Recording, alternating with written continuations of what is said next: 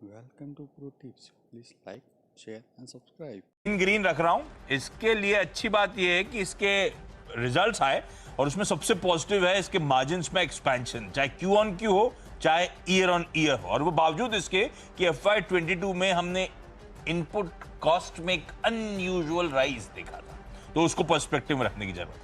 साल दर साल 10% से बढ़कर 15% margin, even Q on Q 13-13.5% से बढ़कर 15-15.5% में मार्जिन, तो नंबर्स अच्छे हैं। इसीलिए अगला स्टॉक है जिसका आज एक इसकी आर्म का आज आईपीओ की प्रेस कॉन्फ्रेंस, यानी कि मेरे ख्याल से जल्द या शायद अगले हफ्ते आईपीओ की शुरुआत होगी। ये कंपनी KDDL, जो कमला डायल्स के नाम से पहले जानी जाती थी, इसकी एक आर्म है।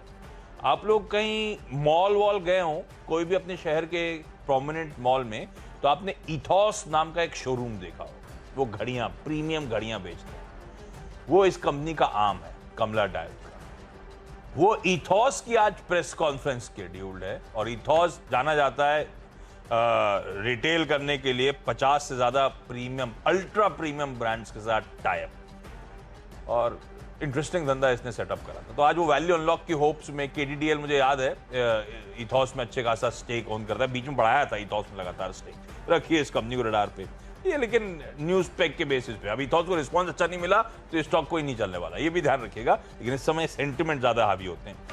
राइट्स को रखिए, वो रेलवे वाली कंपनी, सरकारी कंपनी RITES, इस कंपनी को ऑर्डर मिला है, इसके कंसोर्शियम को घाना में $21 मिलियन का ऑर्डर मिला है। अब कंसोर्शियम को मिला है तो इनके पास क्या आएगा, वो क्लैरिटी भी आ गई है। उस कंसोर्शियम में राइट्स का स्टेक है 60% का, तो इसे 21 मिलियन में $12.6 मिलियन के आसपास की बुकिंग अपनी बुक्स पे राइट्स करता हुआ, इसीलिए इसको इन ग्रीन।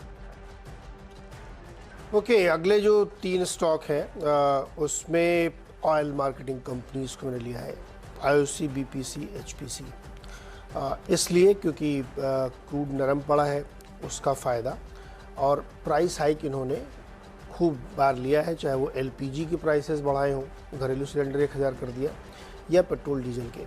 कुछ समय से आपने गौर किया होगा पेट्रोल डीजल के दाम बढ़ नहीं रहे, उसका कारण ये था कि जब ये 110, 12, 15 तक गए थे, वहाँ तक की प्राइसिंग इन्होंने की थी, तो इसलिए अब जो इतनी वॉलेटिलिटी हो रही है उससे इनको दाम बढ़ाने की ज़रूरत नहीं पड़ रही। एक चिंता की बात है आशीष, अप्रैल में 4% कंजम्पशन गिरा है महंगाई का असर, क्योंकि लोग अब अवॉइड कर रहे हैं। हमने आपसे कहा था मार्च में 3 ईयर हाई पे डेटा गया था, अप्रैल का डेटा सजेस्ट कर रहा है ये 4% कम हुआ है कंजम्पशन।